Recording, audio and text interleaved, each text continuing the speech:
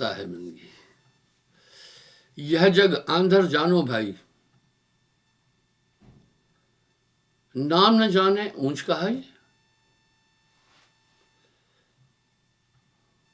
ऊंच वही जो नाम है जाना, बिना नाम सब नीच बखाना। व्याख्याकारों ने कभी भी गंभीरता से इस नाम की महिमा का उल्लेख नहीं किया है, पता नहीं है उनको। ब्रह्म रामते नाम बड़, वरदायक वरदान। रामचरित सतकोट में लिया मैं श्री जान। ये फिर कौन सा नाम है, कैसा नाम है? धर्मदास जी साहब से एक प्रार्थना कर रहे हैं, हे प्रभु दीन दयाल, जगत जीव अति दुखित है। आगे क्या कह रहे हैं साहब? नाम बिना दुखी तीनों देवा, नाम बिना दुखी तीनों देवा। गण गंधर्व करे जिनकी सेवा। नाम की महिमा अनंत है। एक बड़े अभी धर्मदास जी एक प्रार्थना कर रहे हैं, हे प्रभु दीन दयाल, जगत जीव अति दुखित है। हरहु बेग और साल, हरण करो बेग जल्दी से और हृदय साल कष्ट। ये सदगुरु हृदय का कष्ट करहो कृपा निज दास पर। आप देखें, नानक दुखिया सब संसार, बड़ी टेक्निकल चीज है। सुखी सही जय नाम आधार। आखिर क्या नाम है, ऐसी क्या बात है जिसकी प्राप्ति के बाद मनुष्य सुख को प्राप्त कर लेता है? नाम बिना मूर्ख सुख कहिए, नाम बिना हीन सो जाना, ऊंच वही जो नाम है जाना, नाम बिना सब नीच बखाना। आखिर क्या है? जरा मरण जीव को मिट जाई, जरा मरण जीव को मिट जाई, जन्म और मृत्यु मिट जाती। हाँ, गर्भ निवारक नाम है भाई। भैया भाइयों, ये साधारण बात नहीं है। गर्भ निवारक नाम है भाई, जो चीन्हे सतलोक सजाई। ताका जरा मरण ना होई, ऐसी अमूलक वस्तु है। क्या बोल रही है मीरा जी? सखीरी मैं तो नाम रत्न धन पायो। बहुत बड़ा धन बोल रहे हैं।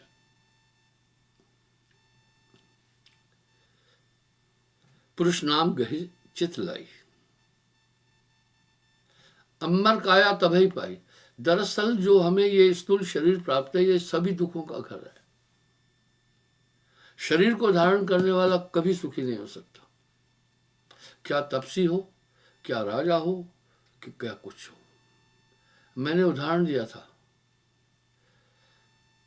रूए जमीन को जीतने वाला बादशाह सिकंदर कितना डरपोक था, मैं आपको वो बताना चाहता हूं। ग्रीस में मैं सिकंदर का किला ऑडिटोरियम देखा। 300-400 फीट ऊंची दीवार है ताकि कोई आए नहीं मुझे मारने के लिए। क्या बात है। अमर काया तभी पाए, यानी सब दुखी है। नाम बिना मूर्ख सुख ही है। क्या चीज है ऐसा नाम? अगर आप संसार के लोगों की तरफ थोड़ा दृष्टिपात करेंगे तो आपको एक बात समझ में आएगी, बड़ी स्पष्ट बात है। दुख का कारण एक ही है, सब दुखी नजर आए। दुख का एक ही कारण है। आप देखिए, हर एक मनुष्य के अंदर मन है। बंधन कैसा है? बिन रसरी सकल जग बंधिया।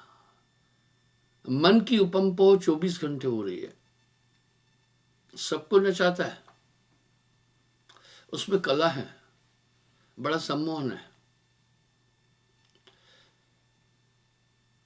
जैसी जैसी कल्पनाएं जैसी जैसी पूर्णा चित्त में होती है और मन संकल्प करता है, वैसा मनुष्य के शरीर पर, वृत्ति पर, अंतःकरण पर असर पड़ता है। आपने देखा होगा बाजे लोग चलते फिरते भी उनकी अंग भंगिमाएं पागलों जैसी, कुछ उदास घूम रहे हैं, कुछ चिंतन करते घूम रहे हैं, कुछ कर घूम रहे हैं। देखा, प्रभाव पड़ता है।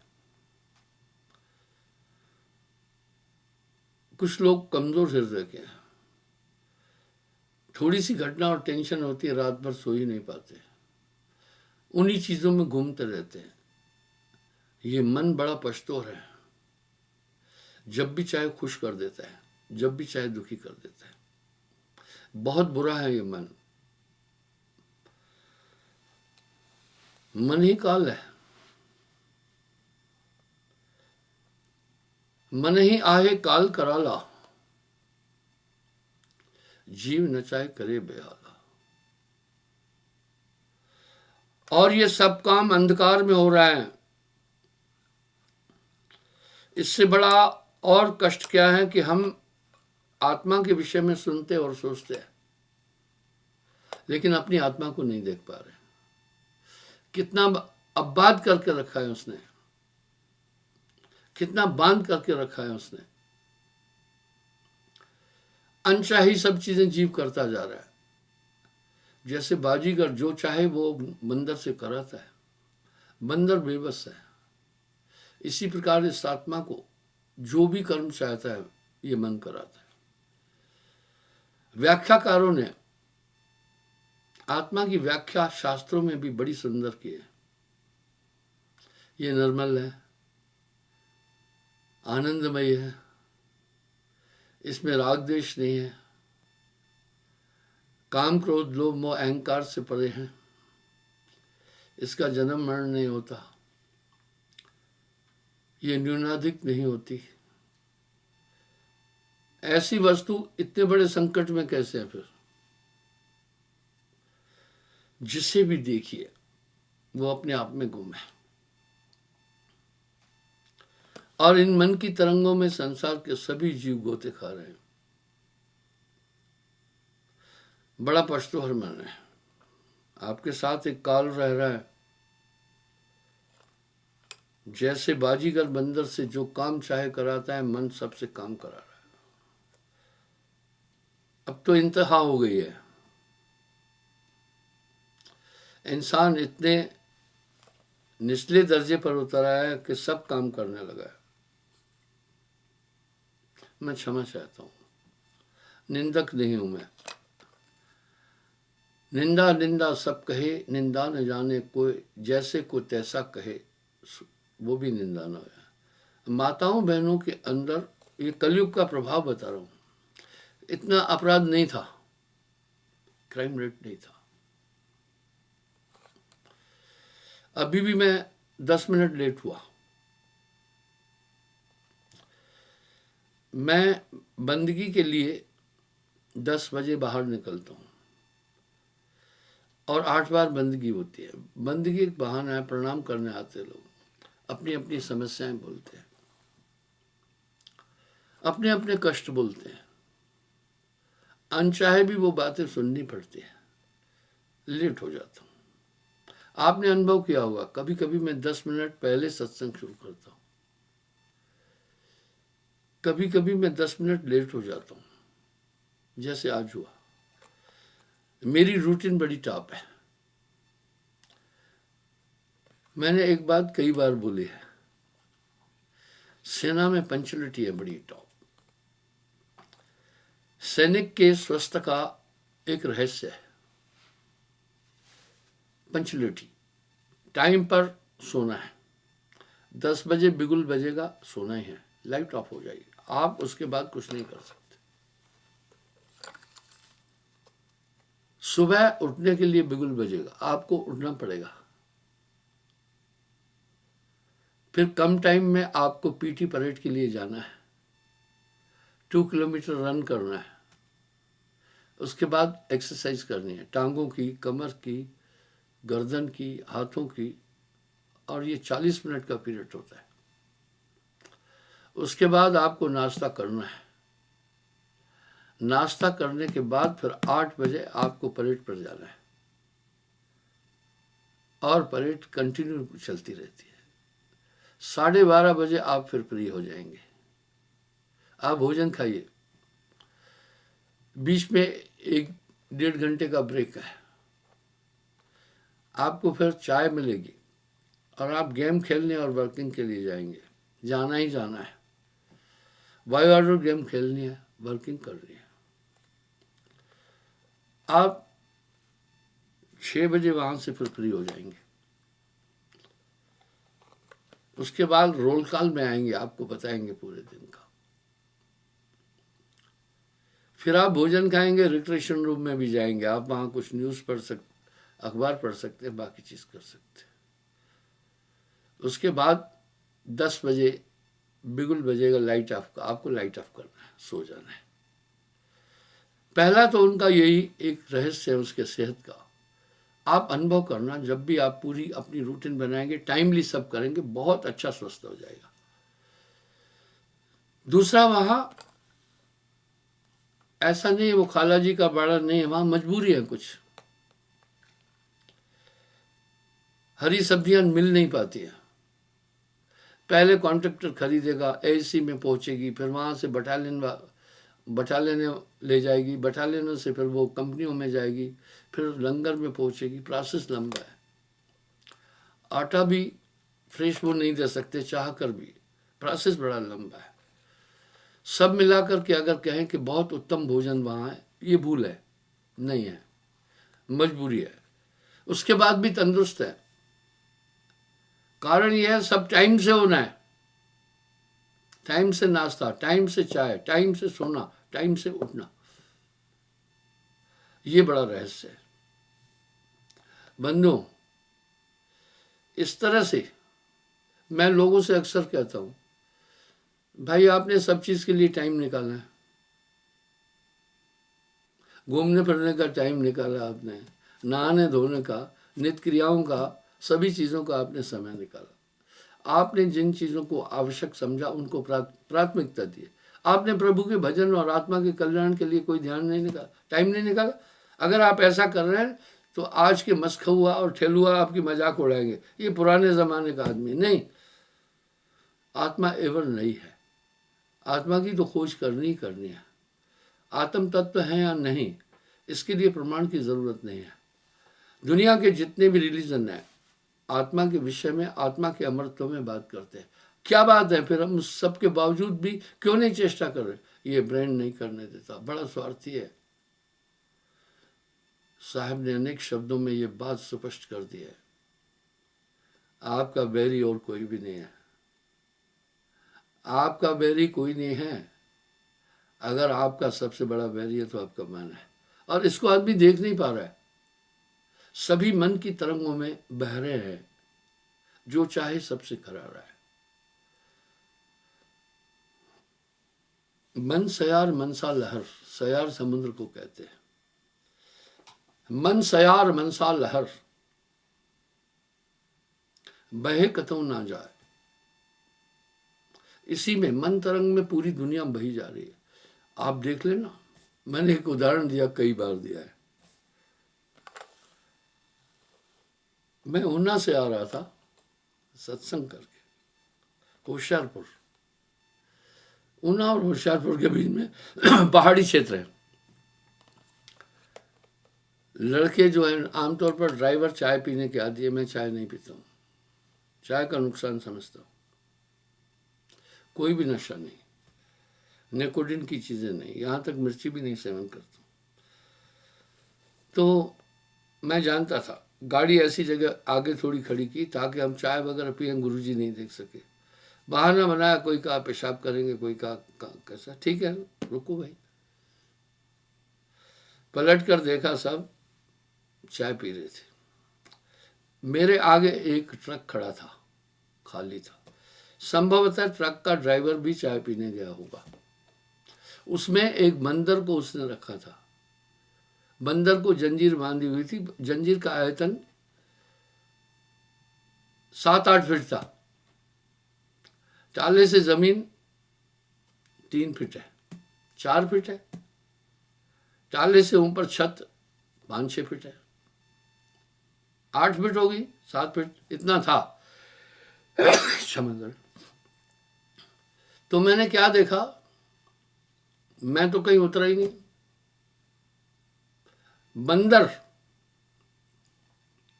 50 बार नीचे आया हुआ ट्रक, फिर छलांग लगाकर बॉडी में गया, 50 बार ऊपर गया होगा। फिर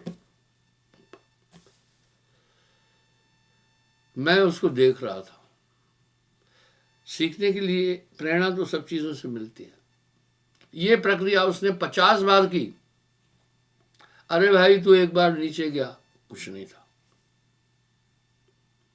बॉडी में तू बैठा हुआ है, कुछ नहीं था।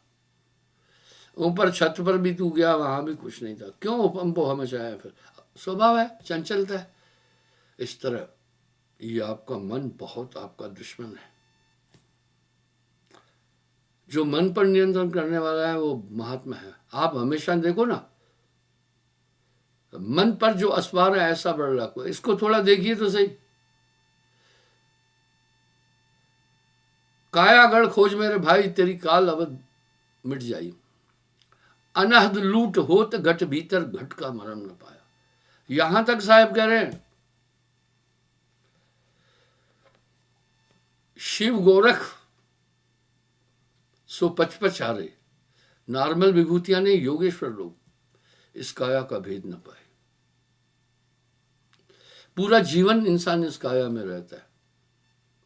उसको नहीं पता है कि क्रोध कहां पर है, लोभ कहां पर है, मोह कहां पर है। वेद भी हमारे सूचना दे रहे हैं, ये पिंडे से ब्रह्मांडे, पिंड और ब्रह्मांड समान है। संतों ने भी अपनी वाणियों में एक बात स्पष्ट कर दी है, खेल ब्रह्मांड का पिंड में देखिया, जगत की भ्रमना दूर भागी, बाहरा भीतरा एक आकाशवत, शश्वना डोरते हैं जा लगे। अर्थात मनुष्य ये जानते हुए कि इस पिंड में पूरा ब्रह्मांड है, तभी भी नहीं जान पा रहा है, ये अंदर घुसने नहीं देता है।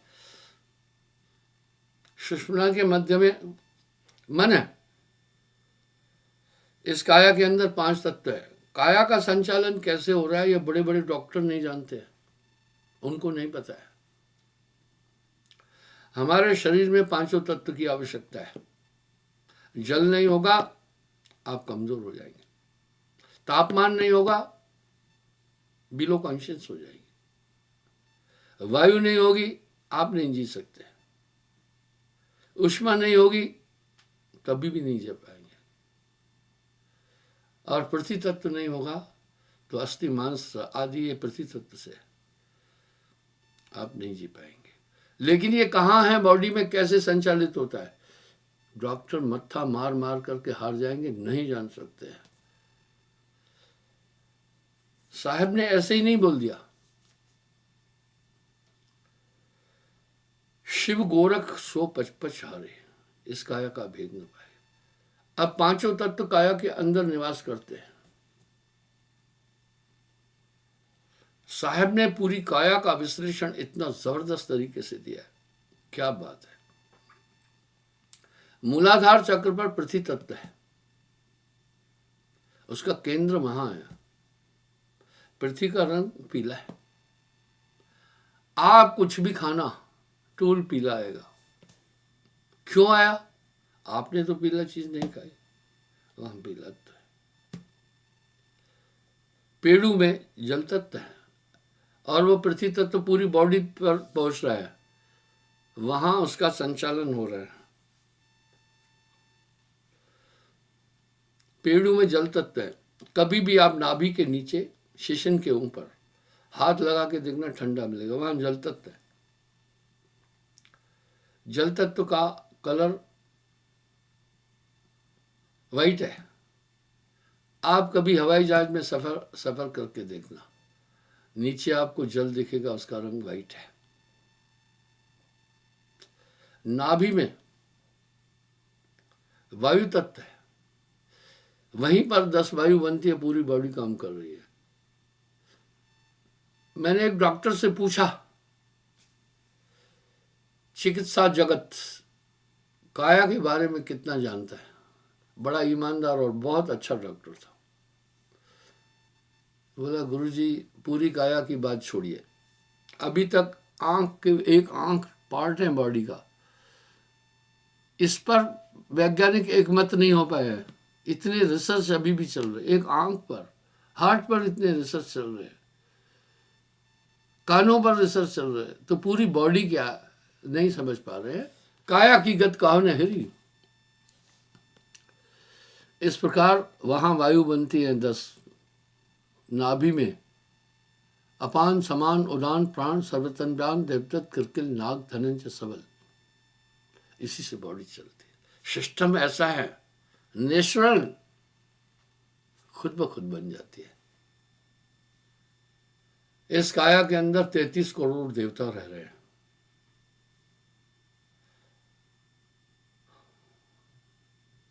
इस घट भीतर 9 लाख तारे, इसी में सूरज चंदा। इस घट भीतर बाग बगीचे, यही में सींचन हारा। इस घट भीतर वन और बस्ती, यही में झाड़ पहाड़ा। इस घट भीतर ब्रह्मा विष्णु, इस घट भीतर काशी मथुरा, यही में गढ़ इस घट भीतर 7 समुंदर, इसी में नदियां नारा। इस घट भीतर ब्रह्मा विष्णु शिव संकादि अपारा। इस घट भीतर राम कृष्ण आय लेत अवतारा। इस घट भीतर देवी देवा, इसी में तीरथ सारा।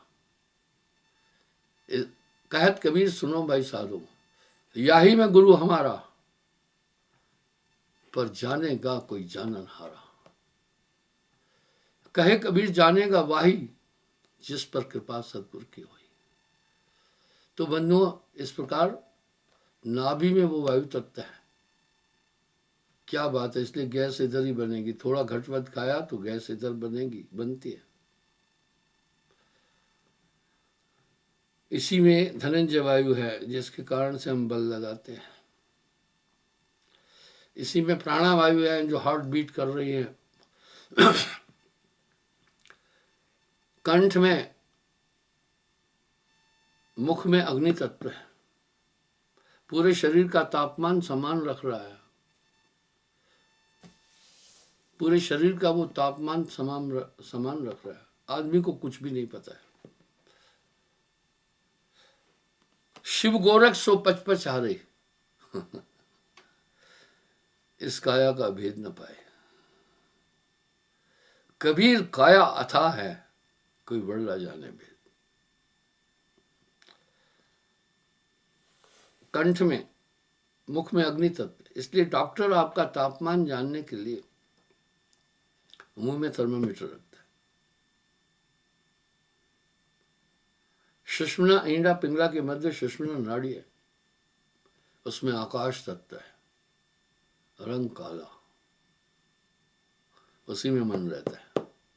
इसलिए मन को कोई नहीं देख पाता है।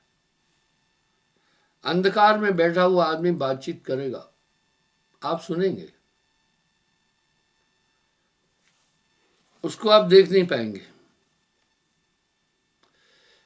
सुखमन मध्य बसे निरंजन मूंदा दसवा, वो वहां इसलिए कि मन को कोई देख ही नहीं पाता है। और इतनी बारीकी से तरंगे आती है, इतनी बारीकी से तरंगे आती है, साइलेंट आती है। मैं अपने फोन को साइलेंट मोड पर रखा है। अगर मैं खोलूं तो 5-5 मिनट में कॉल आता है। उसके बाद फिर मैं देखता हूं कौन जरूरी कार्य है, कहाँ उत्तर देना है, फिर मैं जवाब भी देता हूं। इस तरह आपके संदेश मन दे रहा है। पूरी दुनिया बाध्य है, उसी को मानती है। सिस्टम बड़ा क्रिटिकल है।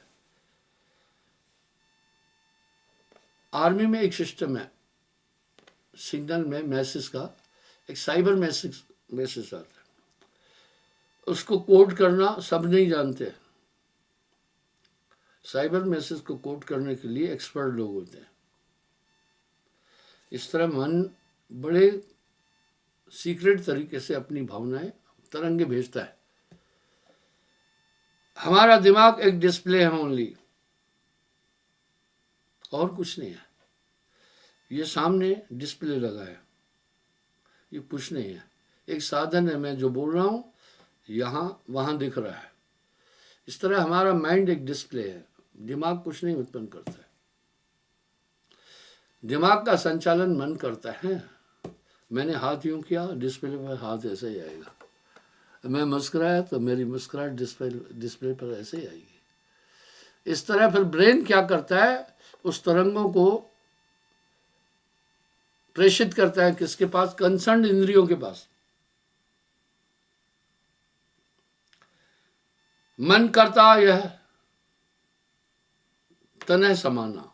साहब की वाणी को जल्दी इंसान नहीं समझ पा रहा, बहुत गहरी है, बहुत बारीक है, शैली परम उत्तम।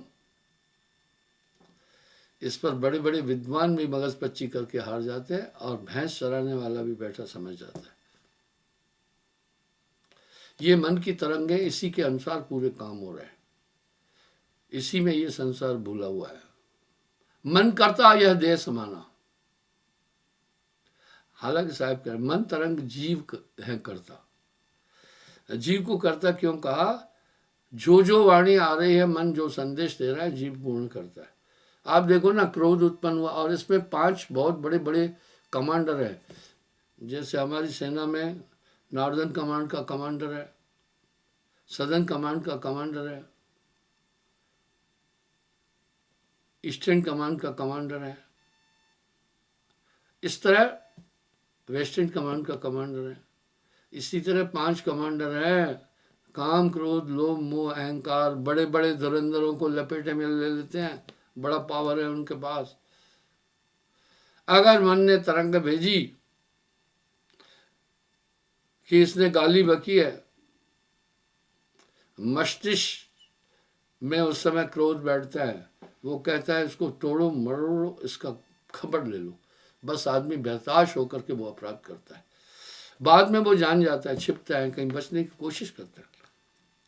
पहले क्यों नहीं सोचा, ये बुद्धि को भी नियंत्रित कर लेते हैं। अहंकार जब आ जाता है, अविचार साथ में आ जाता है। लोग जानते हैं, कई बार किसी को कष्ट देने के बाद वो जानते हैं कि कानूनी तौर पर अब केस हो जाएगा, फिर छिपते हैं। अरे भाई तू क्यों छिप रहा है, अगर ये नौबत तू पहले ही जानता था आनी है तो तुम वैसा करना ही नहीं था कि छिपना पड़े। पर उस समय ये सब भुला देते हैं। इसलिए जीवात्मा के जितने भी काम है आत्मनिष्ठ नहीं है, जो भी काम है सब अटपटे हैं। तभी तो साहब कह रहे हैं, संतो ये जग बोरा पागल खाना। जीव लगा है, जो मन की तरंगे आती है कर रहा है, कुछ लेना देना नहीं है हमारी आत्मा का उन सभी कामों से। और बाध्य किया है कि हम शरीर को ही नित्य मान रहे हैं। व्याख्या कितनी सुंदर है, हमारी आत्मा न्यूनाधिक नहीं होती है, पंच भौतिक तत्वों से परे, इंद्रियां अतीत है, इसको भूख भी नहीं लगती है, प्यास भी नहीं लगती है। ऐसी आत्मा को पिंजरे में फंसाया है और कोई भी छूटने का प्रयास नहीं कर रहा है। सर्वसम्मत है ये बात, दुनिया के सभी धर्म कह रहे हैं हम सब बंधन में हैं। उसके बाद भी इंसान छुटकारे की कोशिश नहीं करता है। हाँ, दुनिया के सब लोग एक मत से आत्मज्ञान या परमात्मा की प्राप्ति के लिए एक सिद्धांत को अपनाते, एकाग्र होना चाहते हैं। जब भी कोई चाहता है मैं एकाग्र हूं, कितनी बाधा डालता है, आपकी शरीर में चल ही नहीं रही है, जो चाहे सबको ये नचा रहा है मन। बड़ी प्रासंगिक बात है साहब की, भाई आपका बैरी दुनिया में कोई भी नहीं है, आपका बैरी मन है। और मन दिख नहीं रहा है, मन को पहचानना बड़ा मुश्किल है, क्योंकि इतना सीक्रेट बैठा है। अगर मन आप जान जाए मन अलग चीज है ना, तो फिर कोई भी मन के कहने पर चलेगा ही नहीं, समझता ही नहीं है। लेकिन जिनका अंतःकरण नाम की ताकत से जागरूक हो गया, वो मन को देख लेते, बस यही रहस्य है। फिर उसकी तरंगों में नहीं जाते। तब वो कहते हैं मन को तू जा, कुछ नहीं करना है मैंने। मन जाता है जाने दे, कह के राख शरीर उतरा पड़ा कमान से, क्या कर सकता तीर। ये 5-6 दिन मैं बड़ा व्यस्त था। यहाँ गुरु पूर्णिमा के पर्व पर लोगों का आना जाना विशाल था। आप इससे अंदाज लगाइएगा। इस 4-5 दिन के अंदर 150 कुंटल गेहूं लगी, 100 कुंटल चावल, 10 कुंटल दाल, कितने टीने तेल के लगे, पूड़ियाँ बनी, सब्जियां बनी, बहुत। तो मैं ये 8 दिन 10 दिन बिजी था, तब भी मेरी चेष्टा रही मैं प्रोग्राम दूं। 22 तारीख से यहाँ लोगों का तांता जुड़ा, 8 और 7 15 दिन हो गए, अभी भी लोग हैं। अभी मैं बंदगी करा करके जबरदस्ती इधर आया, तभी भी मैं 10 मिनट लेट हुआ। खैर कोई बात नहीं, मैं तो हमेशा आहूत करूंगा। राम बुलावा आया दिया कबीरा रोए, जो सुख संतन संग में सो वैकुंठ न होए। इसमें क्या होता है, लाभ है, अच्छे अच्छे सत्संगी भी आते हैं, जागरूक लोग भी आते हैं, आपस में गोष्ठी करते हैं, बैठते हैं, बातचीत करते हैं, परिचय करते हैं। हंसन मिल हंसन सुख होई, विमल विचार करे मिल दोई। क्षमा चाहता हूँ, समय हो रहा है, कल पुनः हाजिर हो जाऊंगा।